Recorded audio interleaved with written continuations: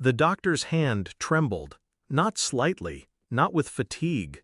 It was the kind of tremor that comes from fear. He turned the screen away as if shielding me from it. Then his voice, low, strangled. "Leave this hospital now. File for divorce." I stared at him, words refusing to arrange themselves. "What do you mean?" His eyes darted to the door. "There's no time to explain. You'll understand when you see this." He swiveled the monitor toward me. The room stilled.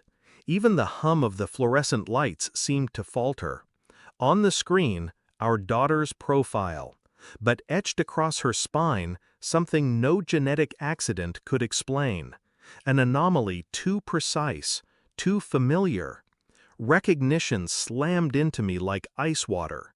I didn't speak, didn't breathe, didn't even blink. I simply walked out of the room, out of the building, out of the life I thought I knew. The air outside was cold, my mind colder. Infidelity had been a rumor I dismissed, a shadow I ignored. She had excuses, late nights, sudden errands, her phone clutched like a weapon. I told myself marriage was trust, not interrogation. But trust is a fragile illusion. One crack and the entire reflection shatters. Now I carried the weight of that screen inside my skull, the shape of her spine, the mark, the signature of another man's blood. I replayed every touch, every whisper. Each moment rewired itself in my memory with new meaning. Her smiles now looked like masks, her silences strategy. I didn't confront her, not yet. Confrontation is for the impulsive, for the weak. I chose silence. Silence sharpens suspicion into certainty. At home, I watched. Not her, her patterns. I memorized the rhythm of her texts, the calls she took behind doors, the way her voice dropped half an octave when she lied. I ordered the DNA kit quietly, the kind that arrived in plain packaging. I tested myself first, proof of process, proof of patience. Then I waited. One morning, when she showered, I collected what I needed: a strand of hair, a brush she never noticed missing. Days stretched thin. Nights became hours of listening, to her breathing, to the subtle dissonance between the woman beside me and the stranger she had become. On the surface, I was the same. I cooked, I drove her to appointments, I held her hand in public. But beneath, I was dissecting her life piece by piece.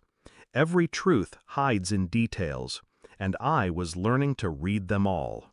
The envelope arrived in silence, no fanfare, no warning. Inside, the truth. The child was not mine. My pulse didn't rise, my hands didn't shake. Calm is the privilege of the betrayed who already knew. That night, I set the report on the kitchen table.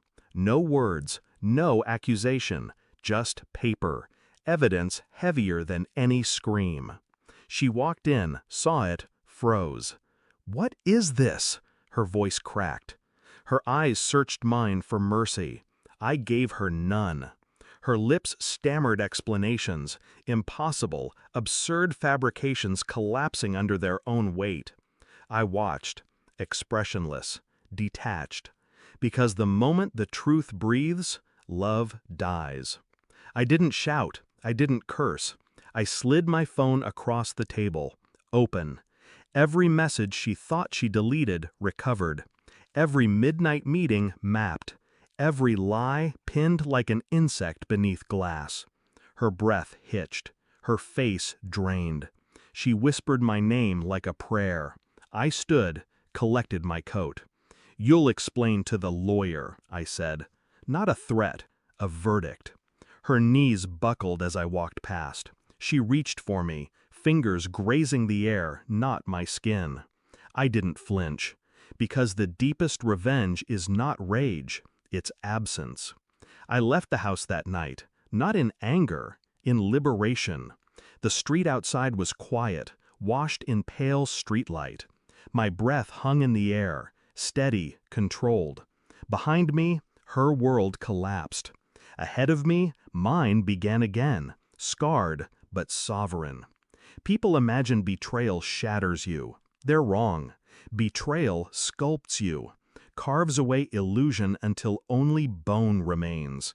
And bone does not break easily. I never saw her cry that way again. I never cared to. Because sometimes the cruelest ending is not vengeance or blood. It's the simple, merciless truth, handed back like a mirror. And I had already walked away from the reflection. Love ended on a screen, but clarity began there too, and clarity is the sharpest blade I'll ever carry.